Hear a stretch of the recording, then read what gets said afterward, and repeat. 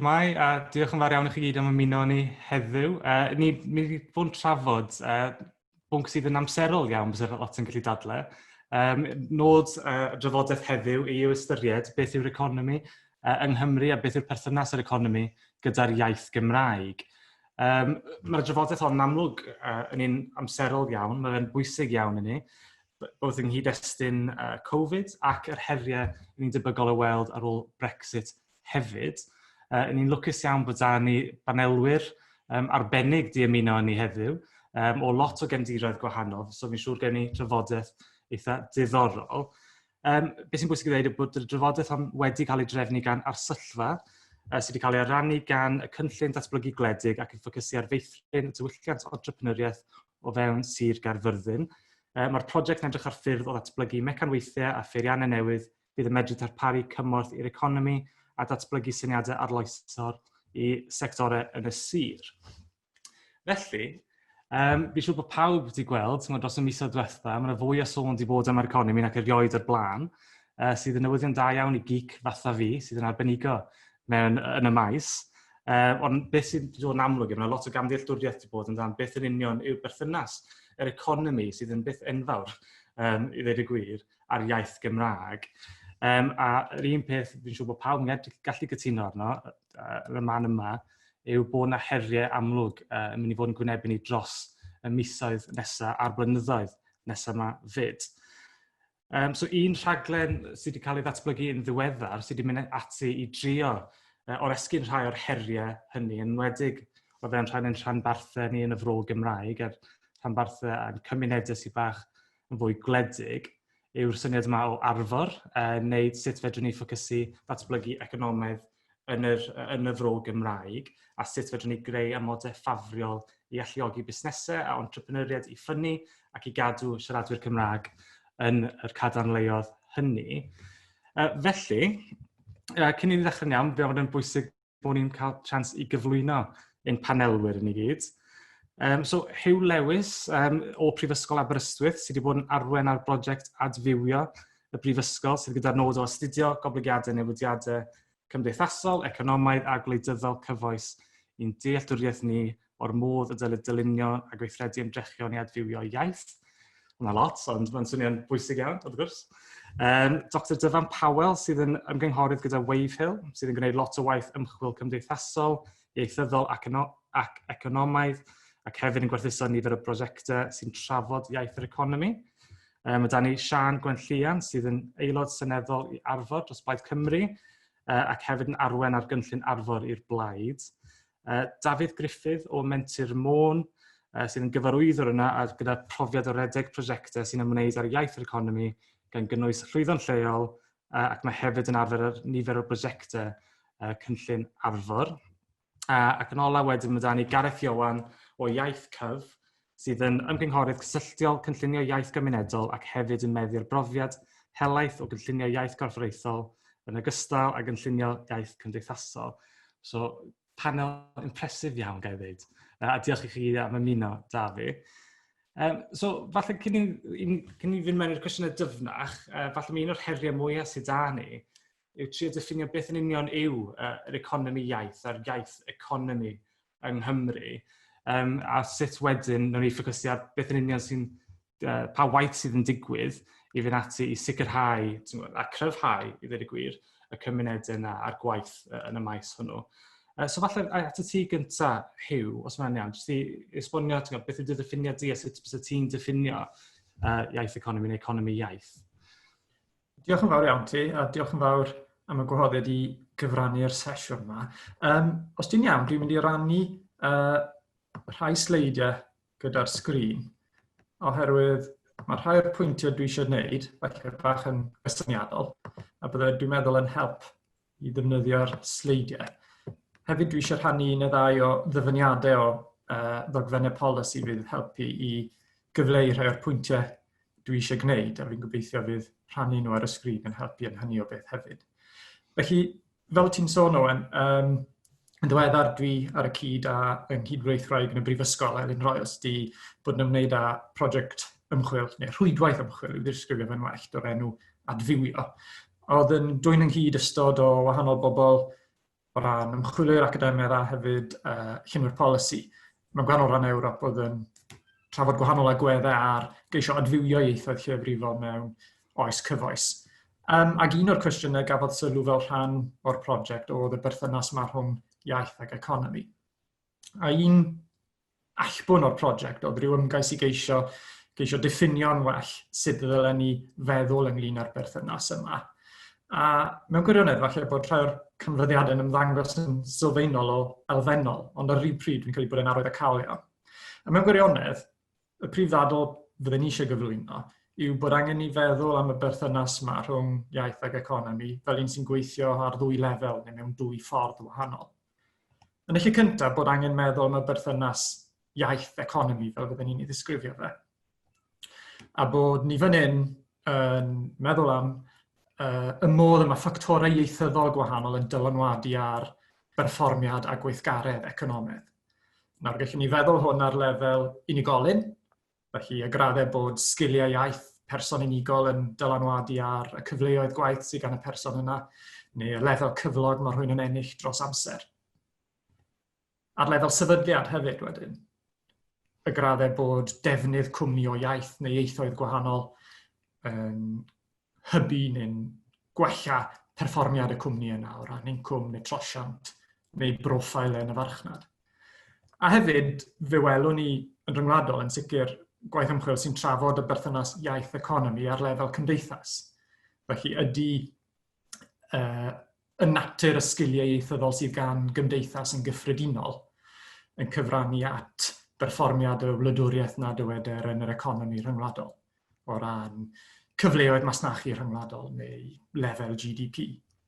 So dyn ni mewn ffyrdd gwahanol ar lefelau gwahanol fyna meddwl am sut bod ffactorau ieithyddol yn effeithio ar berfformiad economaidd. A mae'n bwysig bod ni'n dehongli hwnna, ond yn gwahaniaethu rhwng hynna a'r berthynas arall sy'n gweithio i'r cyfeiriad arall, sef y berthynas economi tuag at iaith. Fan hyn fydden ni'n dadlau bod angen meddwl mwy am y modd ar graddau bod gwahanol brosesau economaidd neu newidiadau economaidd yn uniongyrchol neu'n anuniongyrchol yn dylanwadu ar sefyllfa iaith benodol. Enghraifft felly, y modd bod datblygiadau economaidd o arwydd y cad mewn ardal benodol dywedir, neu fentre neu ymyreithau sy'n gysylltiedig â strategaethau datblygu economaidd gan lywodraeth, boed yn lleol neu ar lefel genedlaethol, yn effeithio ar sefyllfa iaith. A'r modd wedyn bod y fath na o brosesau neu polisi economaidd wedyn yn dylanwadu ar ble mae pobl yn byw i clystyru nhw gyda'i gilydd, i dwysedd nhw mewn ardaloedd daearyddol gwahanol, ac felly i tuedd nhw i gyfarfod ei gilydd ac i ddefnyddio iaith. Nawr, mae'n bwysig byddwn ni'n dadlau bod ni'n sylweddoli wrth sôn am y berthynas economi iaith yma, bod ni'n sôn am set gwahanol o gwestiynau i'r hynny sydd gennym ni mewn golwg pan yn meddwl am y berthynas iaith-economi. Nawr, un o'r canfyddiadau yn gwaith ni oedd, yn y lle cyntaf, y ffaith bod y gwaith ymchwil academaidd a'r gwaith polisi sydd allan yna, nid jyst yng Nghymru, ond yn rhyngwladol yng nghyd-destun ieithoedd rhanbarthol a llefrifol, at ei gilydd yn tueddu ganolbwyntio ar yr elfen gyntaf berthynas dwi wedi drafod, ar y modd bod ffactorau ieithyddol yn cyfrannu at neu'n hybu perfformiad economaidd. Ond bod yr ail elfen yma sydd gen i mewn sylw fan hyn ddim wedi cael gymaint o sylw. A bod hynna, fyddwn ni'n dadlau'n broblem, yn ddiddorol fe oedd e hefyd yn ganfyddiad eitha clir mewn gwaith ymchwil gan gwmni Arab wedi gomisiynu gan Llywodraeth Cymru'n ddiweddar, yn cyd-fynd gyda'r fath o gasgliadau gaethon ni. Dwi'n meddwl hefyd bod e'n wir i ddweud am waith yma Dyfan wedi wneud gyda cwmni Wave Hill hefyd. Felly, un o'r dadleuon i ni yw bod angen mireinio'n fwy clir y gwahanol elfennau o'r berthynas rhwng iaith ac economi a'r gweld sut bod e'n gweithio i'r cyfeiriadau gwahanol yma. A dyn ni'n gweld hyn wedyn mewn dogfennau polisi, a mae gen i just 2 sleid arall i'w rannu sydd gobeithio'n ceisio cyfleu hyn. Be sydd gen i fan hyn, dwi'n gobeithio'n glir ar y sgrin, yw pwt o'r strategaeth iaith ddiweddar Cymraeg 2050 o'r adran sy'n trafod arwydd y cad yr economi i'r Gymraeg, i'r dyfodol. Fyny ddau baragraff sy'n dod ochr yn ochr a'i gilydd. Ond beth ni'n gweld yw fod y cyntaf o ran i ffocws yn ymwneud mwy ar cwestiwn yma o sut bod yr economi yn effeithio ar yr iaith.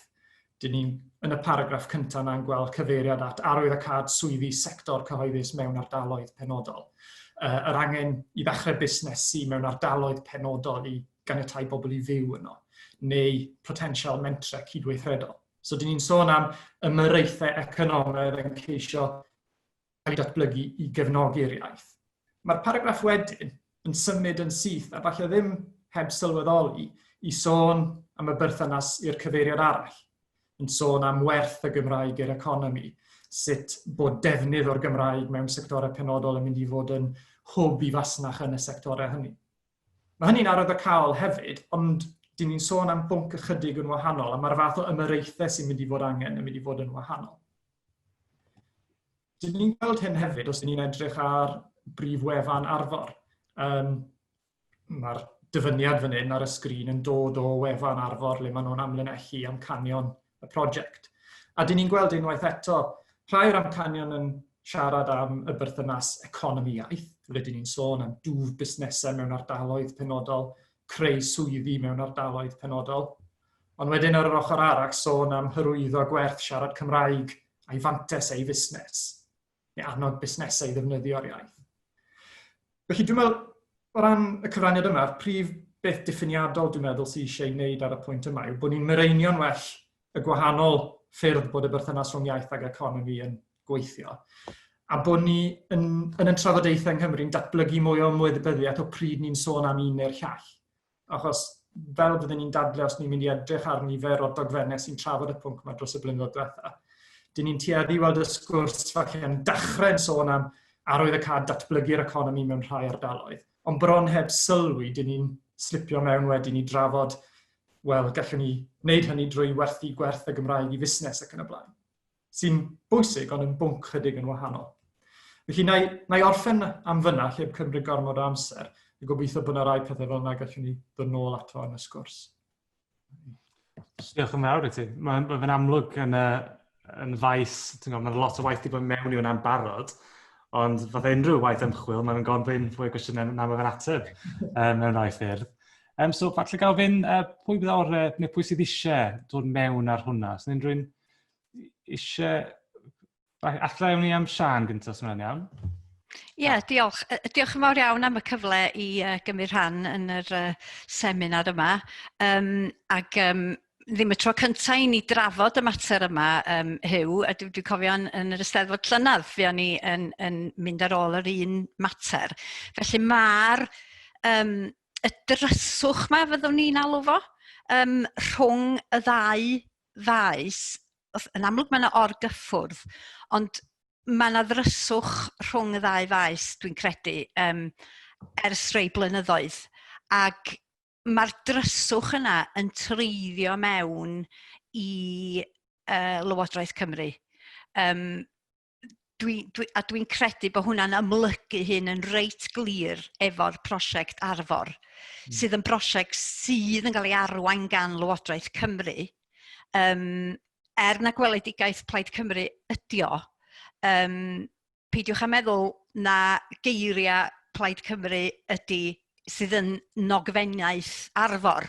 Dwi'n meddwl bod pobl yn meddwl hynny, oherwydd na ni sydd wedi dod ar weledigaeth yna'n mlaen, bod bob dim sy'n deillio honno fo wedyn yn rhywbeth da ni'n gytuno hefo fo.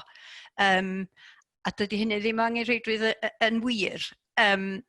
Ond dwi'n meddwl bod y dryswch yma angen mae rhaid i ni gael yr eglurder. Mae Hyw yn ei egluro fo'n eitha clir. A mae rhaid i'r eglurder yna dreiddio mewn i waith polisi cyhoeddus. A dwi'n meddwl falle beth sydd wedi dechrau digwydd ydy bod mae'n haws, dweud y gwir, mynd ar ôl un agwedd, sef yr agwedd iaith economi. Iaith yn cael ei defnyddio, yn cael ei gweld ym myd busnes. Mae hwnna'n weddol, mae yna ymyrraethau eitha amlwg fydda rhywun yn gallu i cymryd yn fyna. Mae'r ail un yn llawer iawn fwy cymhles. a mae'r cysylltiad rhwng yr economi a'r iaith Gymraeg, mae o'n gymleth iawn, ac mae yna'n llawer iawn mwy iddi na y Gymraeg a chryfhau'r economi. Ond mae o'n anodd, a da ni falle ddim yn ei ddeall o'n ddigonol. Ac felly falle na'r tueddiad wedi bod i ganolbwyntio ar y cyntaf, oherwydd bod o'n haws a bod y llall gymaint mwy anodd, ond mae rhaid i ni gael dealltwriaeth o'r ailyn. A dwi'n meddwl y peth cyntaf i wneud ydy gwahanu nhw wrth ei gilydd, a wedyn canolbwyntio, deud y gwir, ar yr ailyn, ar y cysylltiad ac ar y cymhlethdod yna, a bod yn llawer iawn fwy soffistigedig yn polisi cyhoeddus yn y ffordd da ni'n ymateb i'r sefyllfa yna. Mae'n bwynt aberchog. Un peth yn bersonol, a dylse fi fath o cadeirydd da ddim rhoi barn personol falle, ond mae'r gwaith anoddach o geisio prif-ffrydio a sicrhau bod y Gymraeg yn rhan amlwg o strategaethau eraill economaidd llywodraeth. Mae fe'n waith anodd wrth gwrs. Ond, un o'r prosiectau yma ni wedi gweld dros y blynyddoedd diwethaf, mae'r syniad o'r economi sylfaenol, a ti'n gallu dadlau beth sy'n fwy sylfaenol na'r iaith i'n cymunedau ni, a yn anffodus, i fi'n bersonol, weles i ddim amlygrwydd y iaith Gymraeg yn yr prosiectau gafodd ei ariannu trwy rhaglenni economi sylfaenol na. So mae yna gyfleoedd yn does i weld pa levers sydd ar gael iddyn ni, a sut fedrwn ni sicrhau amlygrwydd i'r Gymraeg, a bod ystyriaeth y Gymraeg yn rhan holl bwysig o pob un strategaeth datblygu economaidd. A mae'n fwy bwysig na erioed nawr wrth ystyried faint o waith a strategaethau datblygu economaidd sydd yn cael ei ddylunio ar frys yng nghyd-destun Covid. Sorry, rant bach yma. Gareth, sorry, oedd ti eisiau dod mewn, dod? Ie, diolch am y cyfle, a diolch i Hew ac yn Ian am agor y trafodaeth. Ydy, mae fe'n gymleth a mae rhywun wedi bod yn ei daflu gwmpas y spel. Dwi'n credu bod y cymlethdod sylfaenol yn yr ieithwedd ni'n ddefnyddio y termau iaith ac economi. Mae nhw'n termau eitha haniaethol. A fi'n credu yn y lle cyntaf, mae eisiau ni ddirieithu fe. Beth ni'n sôn am beth yn fawr ni yn y lle cyntaf yw sut mae siaradwyr Cymraeg fel grŵp cymdeithasol yn medru sicrhau cyflogaeth a bywoliaeth mwyn sicrhau cymunedau hyfyw a chanlyniadwy sy'n defnyddio'r Gymraeg o ddydd i ddydd. Dyna beth ni'n sôn am beth yn y bôn. Siaradwyr Cymraeg yn medru byw eu bywydau trwy gyfrwng eu iaith a sut mae'r economi yn caniatáu neu'n rhwystro hynny. Nawr mae camau sydd gyda Hew yn camau defnyddio iawn i dechrau dadberfeddu hwnnw a tynnu hwnnw yn hyd. Ond felly, sy'n ni'n yn awgrymu bod wrth yn amlwg ddigon yn dipyn mwy aml agweddog na hynny. Esguswch fi. Yn y lle cyntaf, wrth gwrs, y peth sylfaenol yw bod angen sicrhau cyflogaeth yn y mannau hynny le mae yna gadrannau arwyddocaol o siaradwyr Cymraeg. O wneud hynny wedi ni medru symud mlaen a gofyn o'r pa fath o cyflogaeth. Wel, cyflogaeth sy'n rhoi gwerth ar y Gymraeg ac sydd yn defnyddio y Gymraeg gyda'r cam nesaf. O wneud hynny wedi, mae yna gylch cadarnhaol yn digwydd rhynt y gweithleoedd, wrth gwrs, a'r cymunedau maen nhw'n gweithio nhw ac yn darparu gwasanaethau yn yno. Mi'n credu yn y cyswllt hyn, ni'n sôn am economi sector breifat, ond hefyd economi sy'n cynnwys y sector gyhoeddus a trydydd sector hefyd. Cyflogaeth yw yn y pen pella. Mewn llefydd y Ceredigion, le dwi'n diweddu, mae'n gadran uchel iawn. Dwi'n cofio ffigwr efo 20% yma tywe, ohono ni sy'n cael y cyflogaeth o'r sector gyhoeddus. Felly mae hwnna yn bwynt eitha pwysig i nodi.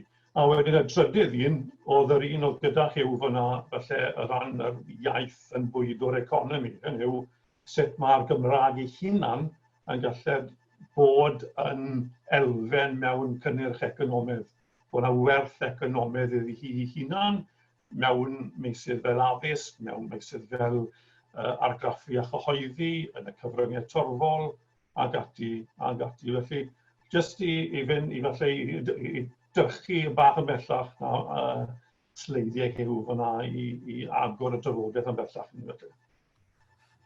Diolch i ti, achos mae hwnna'n bwyntiad heriaeth amlwg yw sut, bod ni'n gallu cael unwaith i ni ddiffinio beth yn union yw'r perthynas a sut, beth yw'n diffiniad ni, when actually sut mae hwnna'n cael ei ddilifro ar lawr gwlad. A falle bod hwnna'n gyfle da i ni dynnu mewn dafydd o Menter Mod. Ti siarad amdano rhai'r prosiectau ti wedi bod yn rhedeg o dan prosiect Arfor o hefyd beth yn annibynnol am blynyddoedd cyn ni fyd. So, sut ti'n gweld? Lle wyt ti'n eistedd fel hwn i gyd? Wel, yn gyd perspektif eitha unigryw o ran, Gareth yn cofio i fi ddechrau efo Menter Iaith Môn yn 1997. A wedyn, swydog iaith o'n i am 2 blynedd, ond Menter Môn yn rhyw debyg i blatipws o anifel. O fudiad, da ni'n gwneud cymorth busnes, cadwraeth, da ni'n moral, da ni'n Menter Iaith, da ni'n swydog digidol, hydroponics, bwyd, amaeth.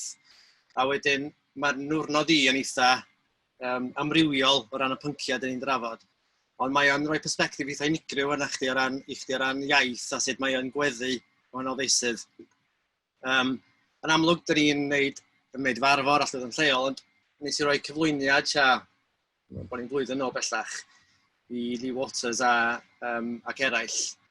Ac o'n i'n trio cyfleu sut mae Menter Môn yn medru plethu'r iaith a cyflwyno'r iaith mewn ffyrdd ti draw i be mae'n medru wneud jyst efo Menter Iaith.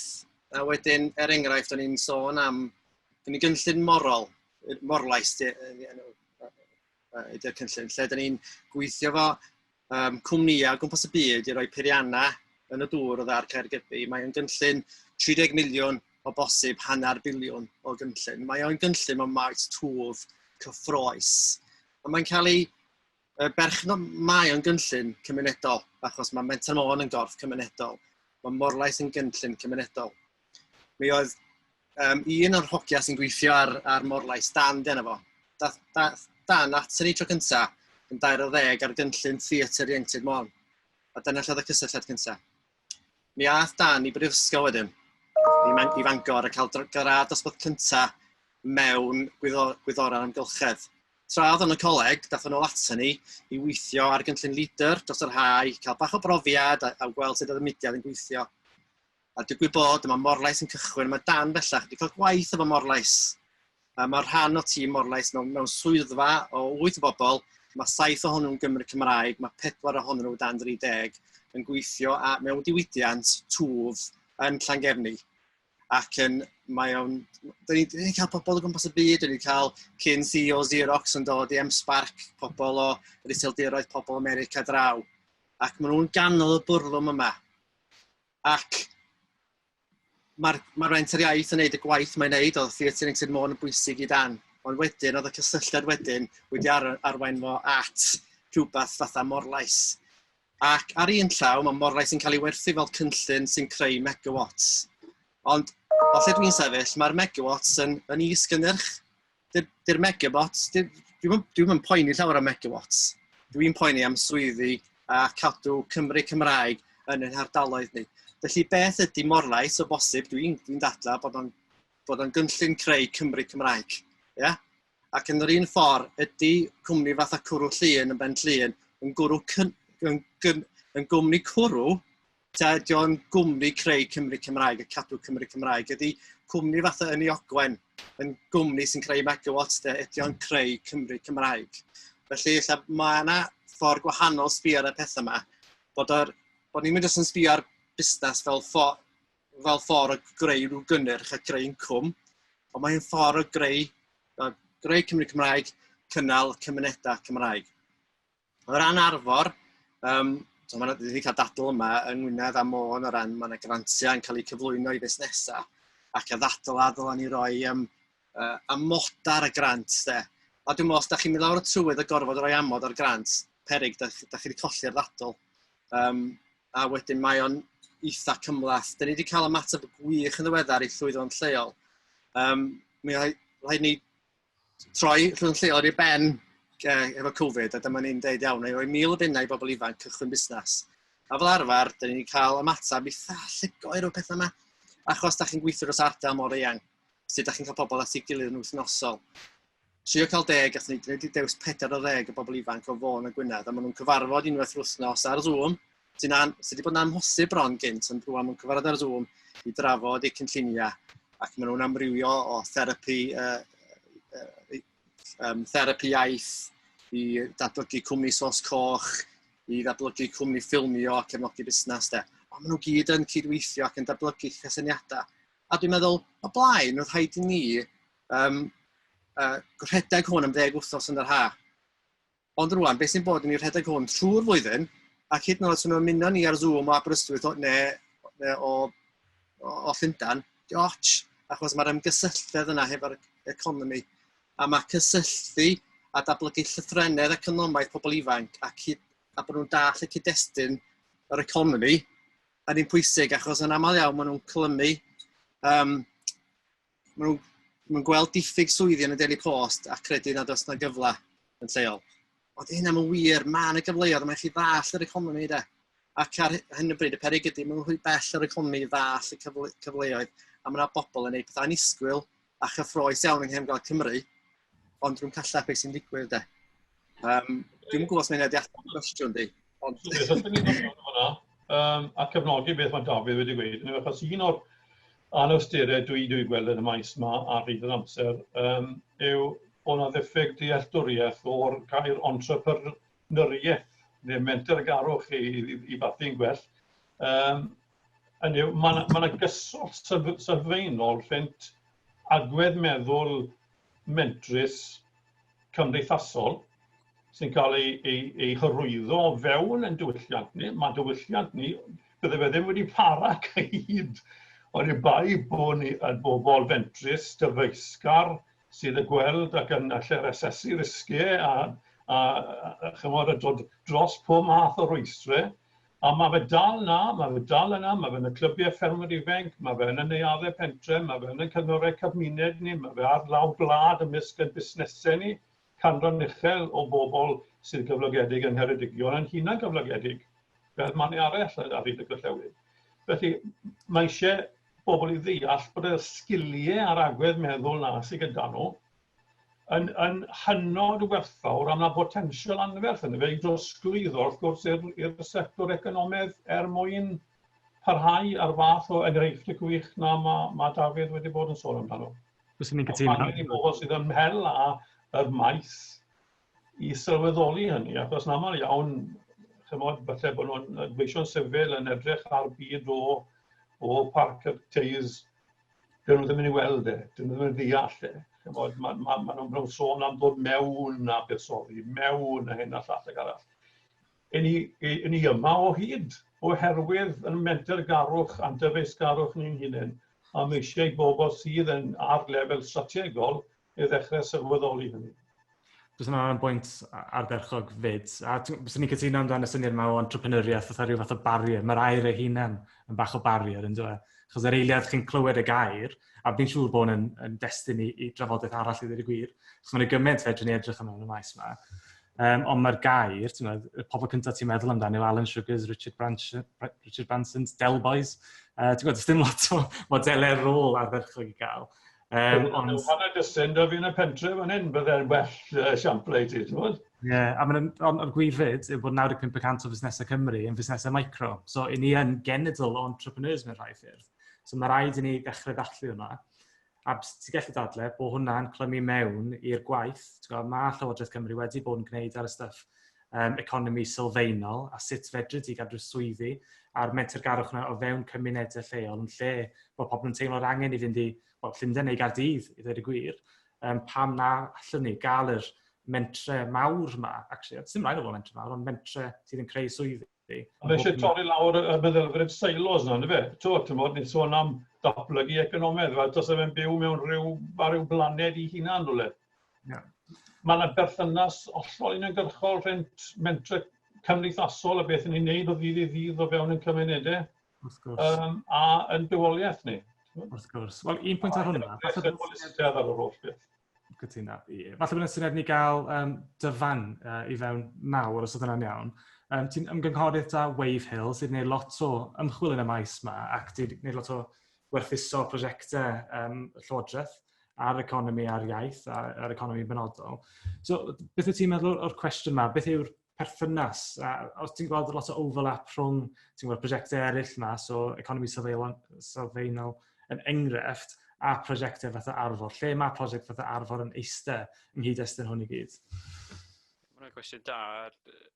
I ni wedi bod yn gweithio gyda'r Arfor yn trio datblygu strategaeth hir dymor ar gyfer rhyw fath o weledigaeth hir dymor. A'r gwir amdani yw pan gyfynwyd i ni eistedd lawr a trio datblygu rhyw gynllun gwaith a casgliad o y fath o brosiectau a rhaglenni fydde'n addas ar gyfer Arfor, nid Arfor cyfredol ar gyfer y dyfodol te. Y gwir amdani, doedd dim byd, mae cyn lleir o ymchwil i ni, a mae'n dealltwriaeth ni mol sylfaenol ar hyn o bryd ynglyn â'r effaith prosesau economaidd ar yr iaith. Dyn ni ddim wedi cyrraedd y pwynt lle ni'n gallu prifffrydio bethau. Ni sôn o brifffrydio yn barod. Wrth gwrs, dyna ddylai fod dyna bwriad yn y pen draw, ond i ni bell o fod ar y cam na. Ni ddim yn deall beth yw effaith yr economi ar y Gymraeg. Ac i ni ddim yn barod i ddatblygu y prosiect yna ar hyn o bryd a'i prifffrydio nhw. I ni dal ar y pwynt lle ni'n trio deall beth yw'r berthynas. A mae'n gwirionedd, i ni'n trio deall be'r broblem i ni'n trio datrys. Gallwn ni dreulio'r holl amser yn sôn am yr economi ac a'i heffaith ar yr iaith, ond beth yw'r broblem i ni'n trio datrys? Y broblem i'n trio datrys, fi'n credu bod Gareth yn cyffwrdd yna fe o flaen llaw, yw bod na ryw gred fod prosesau economaidd wedi bod yn andwyol, wedi cael rhyw effaith andwyol ar yr iaith, a mae eisiau ni ffeindio rhyw fath o brosesau economaidd neu ffordd o ddatblygu economaidd sydd yn cefnogi'r iaith.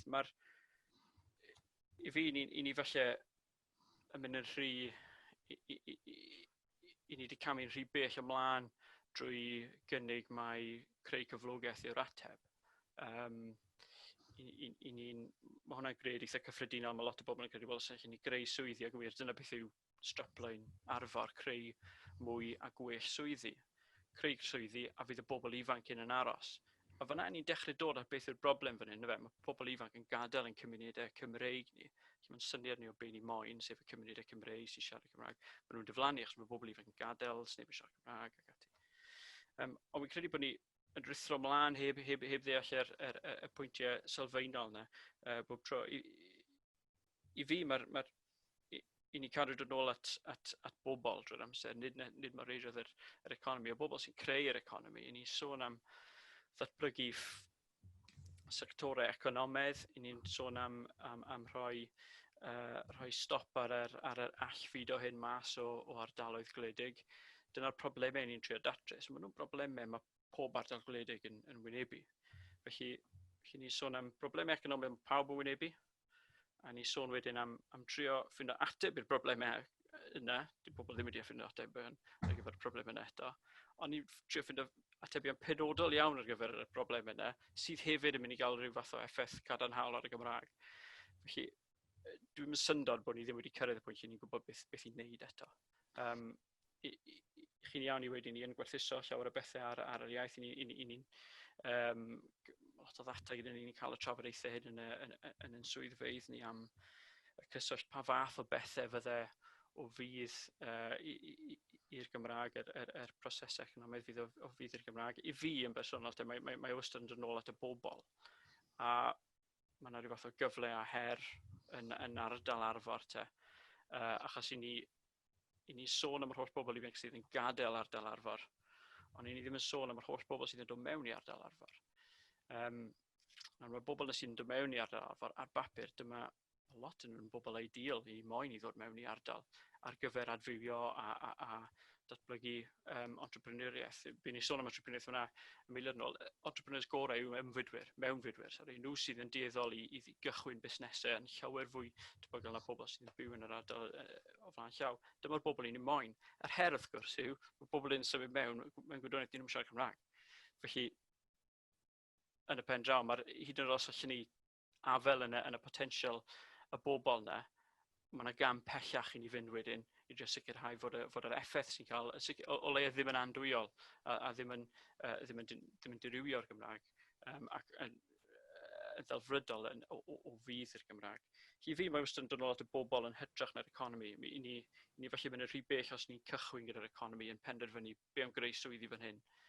Mae eisiau ni fynd nôl cam a deall pam fod pobl yn gadael.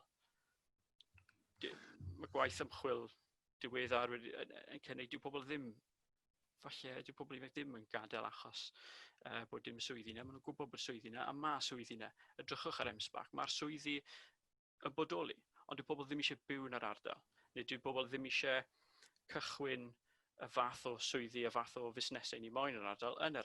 Mae'r bobl eisiau gadael i wneud yr holl waith yn y rhywle arall. I fi, mae'n dod nôl at gwestiynau cymdeithasol, y gymuned, a natur y diwylliant felly yn yr ardaloedd hyn. Dyna ni o'r heriau.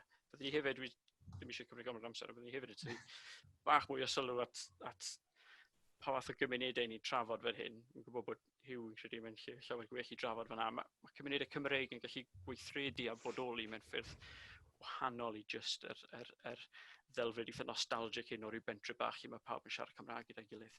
I ni gofod dechrau derbyn fod y byd na'n newid. Diolch mawr iawn ti hwnna. Gofyn ni ddechrau rhedeg yn fyr amser, ond Sian, oedd ti eisiau dod mewn? Ie, dwi'n meddwl bod eisiau ni gymryd chydig bach o gam yn ôl pan da ni'n trafod Arfor. Achos i fi, cysyniad ydy Arfor a darn o dir daearyddol lle dwi'n byw. Ac dwi'n meddwl bod y ffordd mae Llywodraeth Cymru wedi gafal yn Arfor, ac mae'n arwydd o cael bod nhw'n wneud o drwy'r adran economaidd, wedi fel mae Dyfan yn deud i raddau, wedi rhithro mewn i, yr economi ydy'r achubiaeth. Ac wrth gwrs bod swyddi o ansawdd a llwyddon lleol, a mae hwnna'n greiddiol i'r weledigaeth. Ond mae o'n fwy na hynna. I fi, Arfor ydy lle bywiog iawn i fyw ynddo fo. Lle mae yna lot o bobl ifanc yn mwynhau mynd i gigs Cymraeg. Lle mae pobl yn gweithio yn y sector gyhoeddus trwy gyfrwng y Gymraeg ac yn mynd â hynny yn ôl i'w cymunedau nhw ac yn bywiogi i cymunedau nhw.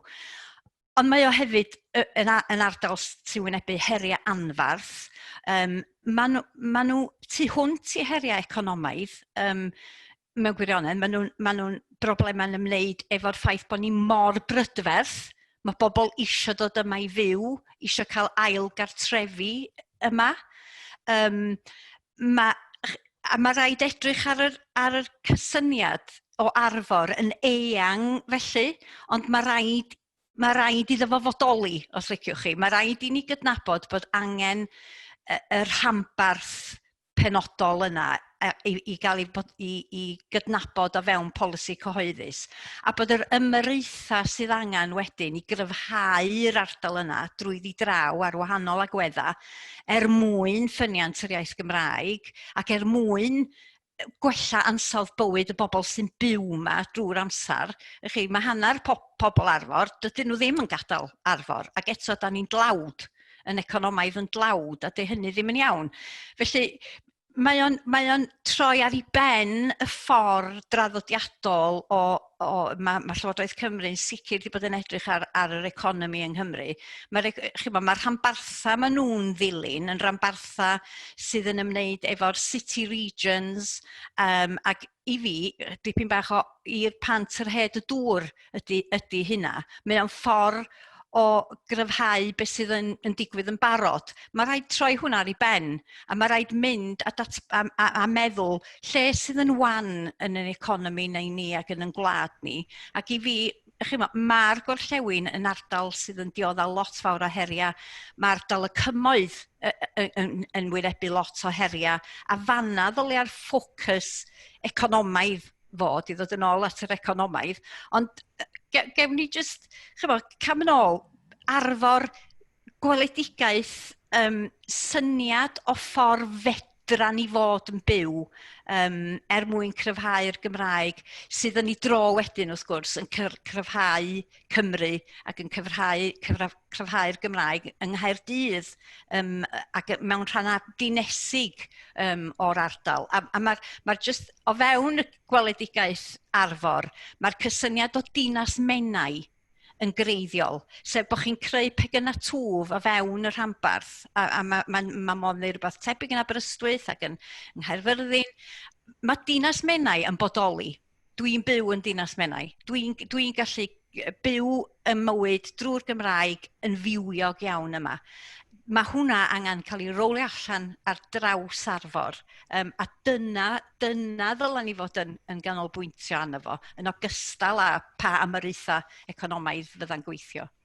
Gwyd ni sy'n gyntaf mae Gareth i bod yn aros, wedyn ni gloi efo Hyw, os yna'n iawn. Mae